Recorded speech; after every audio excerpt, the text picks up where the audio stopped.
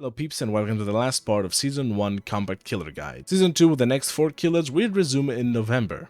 Today we'll be covering Nurse, as much as I hate making a guide on her. This is purely for educational purposes, so please don't try this at home, or your peanut butter toast will drop on the peanut butter side. Anyway, well, let's get started.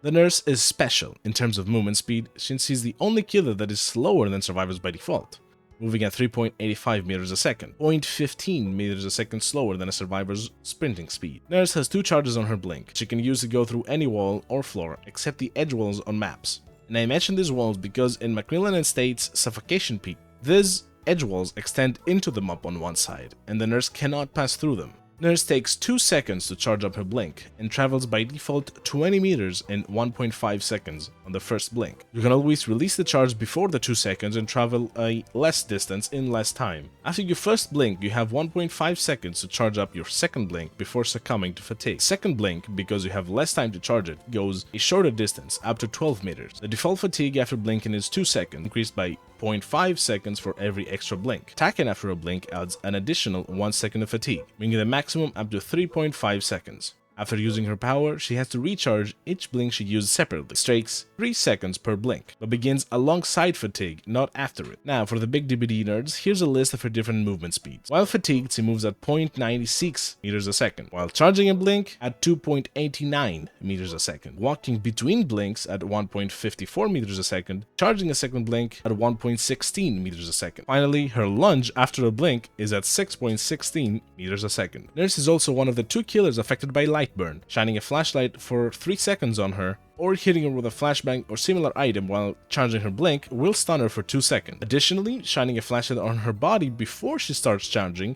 prevents her from actually charging a blink. Nurse comes with 3 perks. First, a Nurse's Calling, which reveals the aura of any survivor healing or getting healed 28 meters around you. Next, Thanatophobia, which reduces repairing, sabotaging, and cleansing speeds of survivors by 2% for each survivor injured, downed, or hooked, increased by an additional 12% if all 4 are affected, a max of 20%. Last and actually least, Strider, which increases the volume of survivors' grunts of pain by 50% and regular breathing by 25%. Even though that may sound useful, after being used to normal grunts of pain, having them be louder makes you think survivors are closer to you than they actually are. Nurse is also special in her playstyle. She ignores basically all normal mechanics of DBD, like windows, pallets, drops, etc., and creates her own unique game, in quotation marks. She has the highest skill floor, meaning she's the hardest to start playing, but one of the lowest skill ceilings, meaning she's relatively easy to reach a point where you'll be doing very well as her. Information is very important to Nurse, since as soon as you lose sight of a survivor, you need to guess their next actions,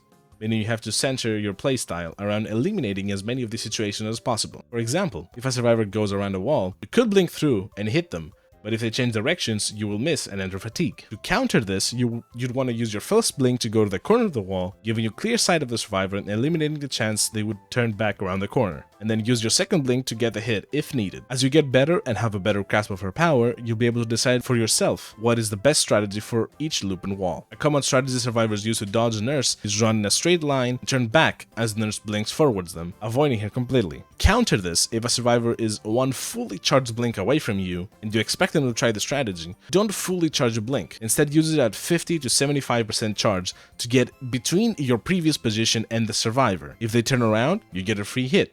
If they don't, you use your second blink to catch up and hit them. It's also usually much better to wait for both of your blinks to be charged before you try and blink towards a survivor. These are all the beginner tips I can give you for Nurse. The rest is all practice. Now for the builds. Because Nurse is a very strong killer by herself, a lot of perks work well on her. I'll suggest a couple different builds using all the perks, and you can choose what sounds better for you. First, an all or aura reading build, because as we said, information is important to her. Lethal Pursuer is a must. It reveals the auras of all survivors at the beginning of the match for 11 seconds total, and also increases the duration of any other timed aura reveals by 2 seconds. Note, I say timed because some aura reveals, like Nurse's Calling, doesn't have a timer. It is as long as something is happening, you see the aura. This does not get increased by Lethal Pursuer. We pair that with Barbecue and Chili, which reveals the auras of all survivors at least 40 meters away from you for 6 seconds with lethal. Then I'm All Ears, which reveals the aura of any survivor doing a rushed action, fast folding windows or pallets, fast exiting lockers, 48 meters around you for 8 seconds with lethal, and a 40-second cooldown. Finally, using either Floods of Rage or Awakened Awareness. Floods reveals the aura of all survivors when a survivor gets unhooked from from a scourge hook for 9 seconds with lethal. And Awakened Awareness reveals the orders of all survivors 20 meters around you while carrying a survivor. This build gives you a ton of auto-revealed information, allowing you to ignore any mind game survivors might attempt.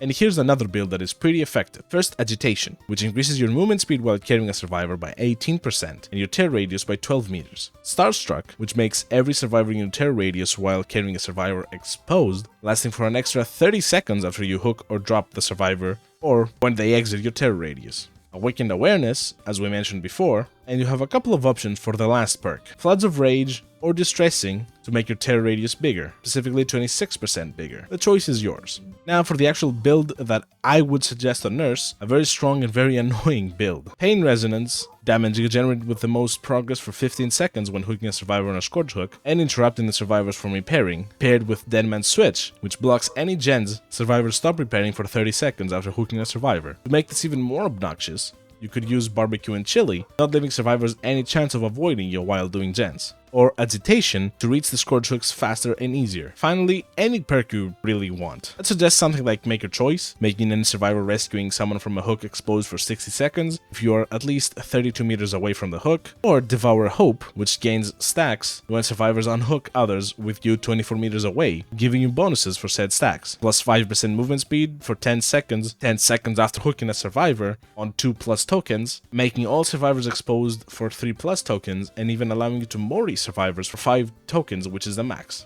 As for general perks on Nurse, Nurse's Calling, Jolt, which damages any generators 32 meters around you for 8% when you down a survivor. No One Escapes Death, which makes a Dull Totem turn into a Hex Totem if possible when all the generators are done, making all survivors exposed and giving you plus 4% movement speed. And the Whispers, which informs you if a survivor is 32 meters around you, helping you waste less time searching for survivors. And that's about it for Nurse. I personally hate Nurse, she's very unhealthy for the game, so if you can avoid playing her, please do. You can look up the many problems she's created for the game, but making a guide series means I have to talk about everything. Hope you enjoyed, and for the love of God, don't play Nurse.